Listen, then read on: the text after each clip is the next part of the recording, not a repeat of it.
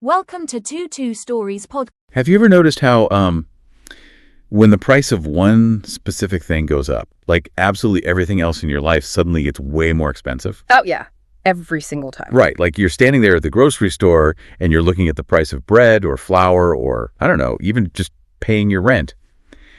And you're just wondering how a shift in some commodity market halfway across the world is suddenly draining your personal bank account. Yeah, it feels entirely disconnected, but it's not. Exactly. You are experiencing what is basically the ultimate economic domino effect.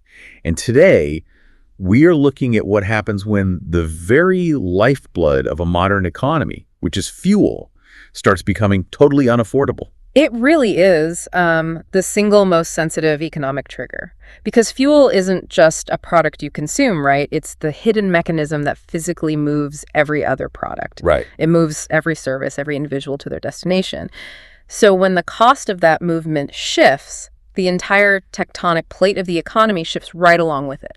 Yeah, and to truly understand what that tectonic shift looks like Wow. on the ground, we're doing a deep dive into this incredibly vibrant, time-stamped script from a 10-minute Kenyan broadcast. It's a great source. It really is. It's hosted by two incredibly energetic voices, Xmilez and Vinkxwts, and the broadcast is titled WEKA MAWE, Tackling Kenya's Fuel Crisis Through Dialogue and Innovation.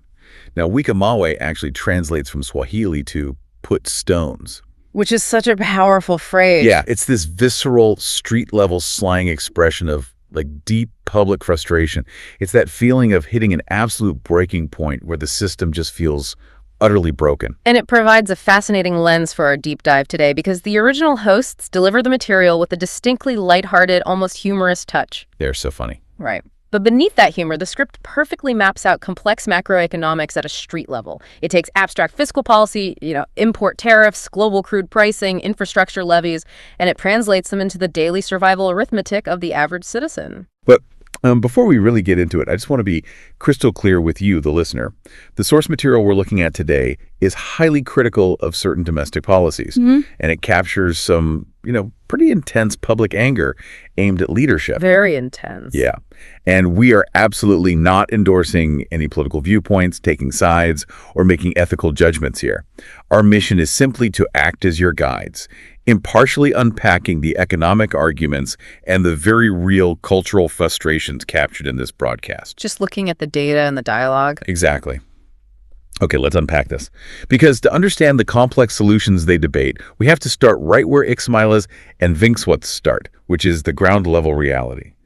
Why are citizens reaching the point of shouting, "WEKA MAWE"? Well, it comes back to that domino effect you mentioned earlier. Right. In the broadcast, Vinkxwts jokes that the fuel hike hasn't just impacted transport. It has triggered a surge in rent, the cost of unga, which is the staple maize flour, and he even jokes that the cost of, quote, feelings has gone up. The cost of feelings. I love that. It's a great joke. But it highlights how inflation in energy markets has a compounding multiplier effect. If fuel goes up 10%, the transport company charges 10% more to deliver the unga. Right, and then the farmer. Exactly. The farmer charged 10% more for the tractor fuel to harvest it in the first place.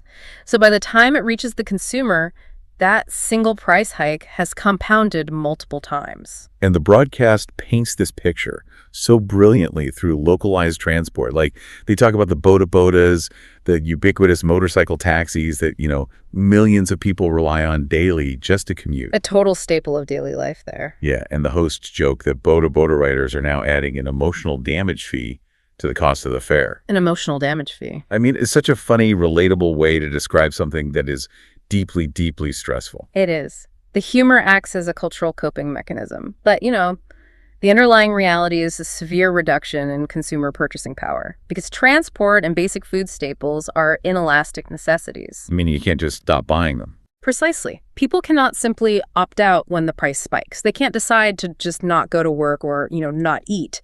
They are basically forced to absorb these compounded costs. Yeah, and Vinkxwts tells this incredibly vivid story about getting into a matatu, one of the local minibuses.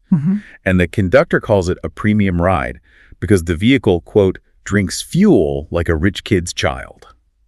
Wow, that imagery. Right. You're laughing at the phrasing, but the implication is just brutal. Yeah. That hidden delivery fee attached to your existence is suddenly bleeding you dry because the wages aren't going up. No, they rarely do at the same pace. Exactly.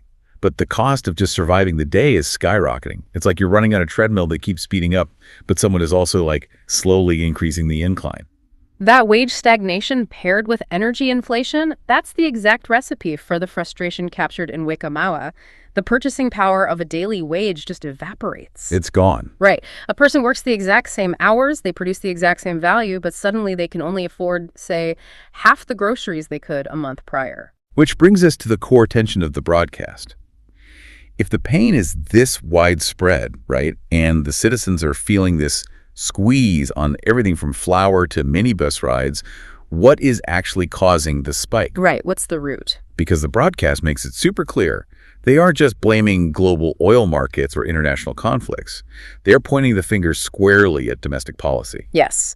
And the first major solution debated by Xmilez and Vinkxwts in the source material is a drastic reduction in domestic fuel taxes. Okay, tax. They highlight that Kenya has some of the highest fuel tax burdens in the region. It's layered with multiple levies like VAT and excise duties. Oh, yeah, and Xmilez uses this amazing imagery, saying that even the fuel itself cries, knowing how heavily it's going to be taxed. The fuel is weeping. Literally weeping. You pull up to the pump and the gasoline is just crying because of the administrative burden it's carrying. Which really illustrates the sheer weight of government levies on a single commodity. You know, in many nations, when you look at the final pump price, a massive percentage, sometimes approaching half, isn't even paying for the oil itself. Wow, half. Yeah, it's not for the refining or the shipping. It is going straight to the state treasury. So the argument made in the broadcast is pretty straightforward. If the government simply slashed these taxes, the pump price would plummet. Right. Instant relief. Exactly. Instantly relieving that compounding domino effect on unga, rent, and the boda fares. Okay.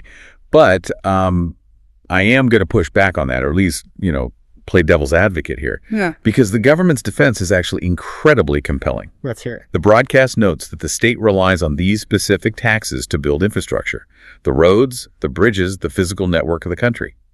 So I look at this and wonder, if a developing nation completely slashes its most reliable, inescapable source of tax revenue, how do they keep the lights on? It's a huge problem. Are Xmilez and Vinkxwts pointing to a realistic policy lever here? Or is this just like wishful thinking that would ultimately bankrupt the state and halt all development? Well, if we connect this to the bigger picture, you are hitting on one of the most agonizing macroeconomic dilemmas any emerging market faces. Okay. Fuel consumption is highly visible and highly trackable. Right. In economies where a large portion of the workforce operates in the informal sector. Meaning like people working off the books, street vendors, that sort of thing. Yes, exactly. Meaning income tax is incredibly difficult to reliably assess and collect. So fuel taxes become a structural lifeline for the government. It's guaranteed revenue. Every single time a boda fills up, the state collects. And they desperately need that money for public works. Okay, so it's essentially the most efficient way to tax a massive decentralized population. It is.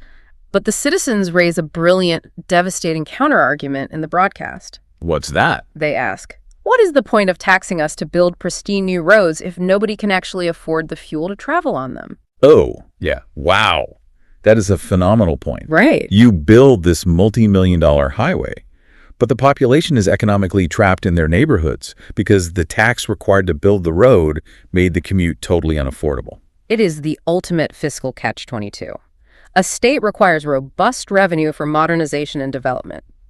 However, by disproportionately taxing foundational resources like energy and mobility, they essentially strangle the broader economy they're trying to stimulate. Because everything slows down. Exactly. If the matatu is too expensive, workers can't reach commercial centers. If freight is too expensive, local businesses can't move their goods to market.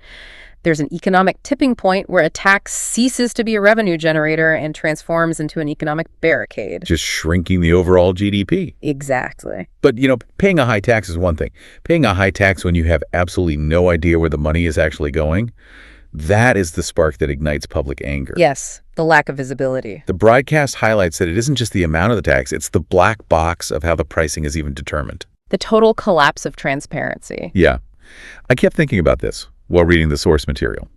Imagine you go to a really nice restaurant, you order a meal, and at the end of the night, the waiter hands you a bill for $500. Okay, pretty steep. Right. But the receipt doesn't itemize your steak or your wine or your appetizers. It just has one single line that says, food, $500. Your immediate assumption is that you are being scammed. Anyone would assume that. Yep. You would demand the itemized receipt. You want to see exactly what you're paying for to ensure the margins are fair.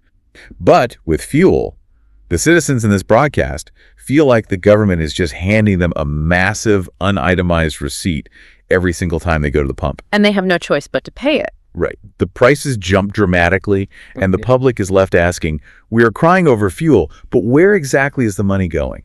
Which raises an important question about the fundamental mechanics of the social contract. Trust is the invisible currency that allows a society to function under taxation. Trust. When a government dictates the price of a critical commodity without showing their work, that trust just evaporates. A transparent pricing formula is essential. Citizens need to see the exact breakdown. Like the itemized receipt. Exactly. What was the landing cost of the crude oil? What are the pipeline and distribution margins? And most importantly, what are the specific statutory levies applied at the end? Because when the public feels cheated, the frustration spills over. And we get back to WEKA MAWE, the unrest, the demonstrations filling the streets. Right. The source material spends a lot of time analyzing these protests, and they tackle it with surprising nuance. Like, they don't just glorify the demonstrations, they point out that these protests are a severe double-edged sword. The hosts acknowledge the utility of protests as a necessary, undeniable megaphone for a public that feels fundamentally ignored by the pricing authorities. It forces the state to pay attention. Right, you can't ignore thousands of people on the street. But simultaneously, they highlight the severe economic self-sabotage involved. Yeah, because the protests actively shut down the very local businesses that the citizens rely on. The matatas can't run, the boda-bodas lose a day's wages. But the detail I found most fascinating was their description of the opportunists. Oh, the side quests. Yes. The broadcast talks about people who aren't there to protest the fuel crisis at all. They were just taking advantage of the chaos to loot. And the hosts describe these people as doing side quests. It is a phenomenal use of gaming terminology mapped onto civil unrest. It's brilliant. The main quest is the legitimate civic demand for transparent, affordable fuel pricing. The side quest is the opportunistic crime that hijacks the moment, destroying local property and entirely delegitimizing the original grievance in the eyes of the state. Because it just provides the government with an excuse to dismiss the very real pain of the citizens by pointing to the looters, like, look at these criminals. This is why the broadcast arrives at its third proposed solution, which is dialogue. They argue that the cycle of opaque price hikes, followed by destructive protests, followed by crackdowns, is just an endless loop of economic attrition. No one wins. Exactly. The only way forward is for the government to open the books, provide the itemized receipt, and sit at the table with the transport sector. Because the alternative is a continued erosion of the national economy. If businesses remain shuttered due to unrest, the government's tax base shrinks even further, meaning they'll be tempted to raise taxes on fuel again just to cover the shortfall. Restarting the entire cycle. Exactly. Which makes you wonder, how do you ever truly escape a cycle that deeply entrenched? I mean, the broadcast doesn't just offer complaints. It points toward a complete paradigm shift. And here's where it gets really interesting. The alternative energy angle. Yeah. What if the solution to the fuel crisis is to simply remove the fuel? The second major solution proposed in the script is a massive structural investment in alternative energy. Right. They lay out this long-term vision of a transport sector completely detached from the global oil market. They talk about electric cars, solar power, and specifically transitioning the millions of boda-bodas from combustion engines to electric batteries. Which is a huge shift. It is. And they note a massive geographical advantage. Kenya has abundant year-round sunshine. They actually possess the natural resources to power this transition domestically. The economic logic is totally sound. It entirely neutralizes the threat of imported inflation. But the cultural transition is terrifying to the average person. Absolutely. The broadcast captures this brilliantly. Vinkxwts acts out a hypothetical citizen reacting to the EV pitch, and the citizen says, my phone can't even hold a charge, and you want me to trust a car. It is a really comedic line, but it perfectly encapsulates a profound infrastructure anxiety. Exactly. I mean, it perfectly shows how deeply conditioned we are to trust fossil fuels. Combustion makes sense to us. You pour the visible liquid into the tank, the engine makes a noise, and you go. It's tangible. Right. Relying on an invisible electronic charge to power your livelihood, your delivery business, or your commute, it feels like a massive, precarious leap of faith. In a country where power grids can sometimes be unreliable, trusting a battery feels dangerous. And that anxiety is entirely justified. For a boda operator, their vehicle is their daily bread. Yeah, if they aren't driving, they aren't eating. If a battery dies halfway through a transport job, or if a localized charging station is offline, they lose income immediately. So the infrastructure required, the swapping stations, the grid stability, the battery lifespan, it has to be practically flawless to earn the trust of the working class. It has to be better than gas. Right. But if we analyze the broader economic trajectory, what the broadcast is hinting at is the transformative power of leapfrogging. Okay, let's unpack that. How does leapfrogging actually work in this context? Are we talking about skipping developmental steps? Precisely. The classic example is the telecommunications revolution in emerging markets over the last 20 years. Many developing nations looked at the traditional centralized model of laying millions of miles of physical copper wire for landline telephones, and they realized it was impossibly slow and prohibitively expensive. Digging up streets, laying cables. Right. It takes decades. So they leapfrogged that entire era of technology. They skipped the landlines and went straight to building cellular towers. They jumped directly into the mobile era. Wow, they completely bypassed the legacy infrastructure that wealthy nations spent decades building. Yes. And the argument here is that the exact same potential exists for energy and transport. Really? Yeah, developing nations are currently tethered to a highly taxed, globally volatile, imported fossil fuel infrastructure. It requires massive centralized refineries and pipelines. But a country with abundant sunshine could leapfrog that entirely. Instead of importing foreign oil, they build decentralized solar charging hubs at the neighborhood level. Oh, wow. That fundamentally changes the flow of money, doesn't it? Completely. If the matatas and bodas are electric and they are charged by solar power harvested locally, the national currency stays inside the country instead of hemorrhaging outward to buy foreign crude. That makes so much sense. And more importantly, the entire domino effect we explored at the beginning of this deep dive is dismantled. The volatile, hidden delivery fee of imported oil is permanently decoupled from the price of unga, the cost of rent, and the daily commute. So you aren't just putting a Band-Aid on a temporary price spike, you are rewriting the economic DNA of the nation. Exactly. But as the source material points out, getting to that utopian vision requires the government to heavily incentivize the technology. Well, and it requires the citizens to overcome that very real phone battery anxiety. It demands an extraordinary level of long-term strategic alignment between a government and its people, which is, the exact opposite of the WEKA MAWE protests. Yeah, it takes an incredible amount of trust. So what does this all mean for you, the listener? Let's bring this back to the core insights we've extracted from this Kenyan broadcast.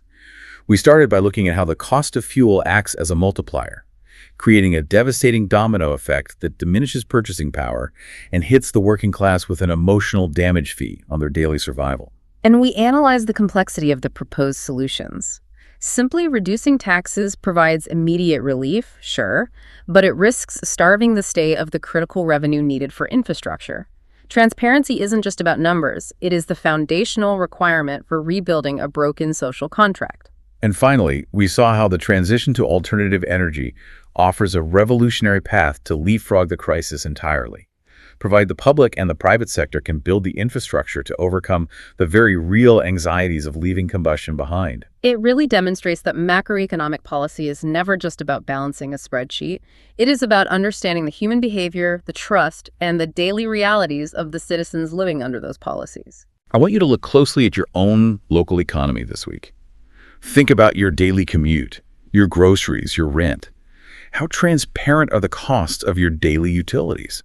When you look at the price of goods in your local store, how much of a hidden delivery fee are you paying without even realizing it? Are you getting an itemized receipt from the systems you rely on, or are you operating in a black box? It is a critical exercise in civic and economic awareness. But before we conclude, I want to leave you with one final, fascinating dilemma that builds directly on the alternative energy solution we just explored. Ooh, lay it on us. We spent a significant amount of time discussing the government's catch-22.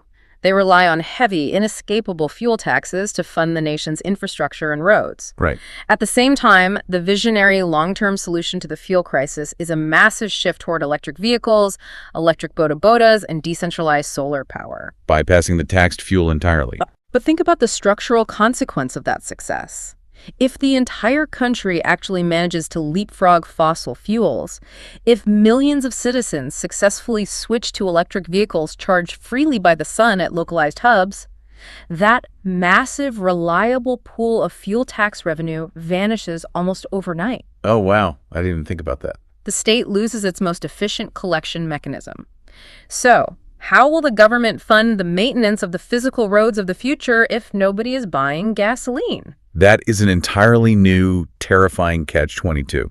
The exact technological solution that saves the consumer's wallet and stabilizes the cost of food might completely bankrupt the highway department. It is a multi-billion-dollar paradox for another day. That is wild. Well, thank you so much for joining us on this deep dive into the source material. We hope exploring this Kenyan broadcast gave you a powerful new lens to look at the economic dominoes falling in your own life. Until next time, keep questioning the systems around you. And remember, whether it's the price of a loaf of bread, your rent, or a premium minibus ride, everything is connected. Take care, everyone.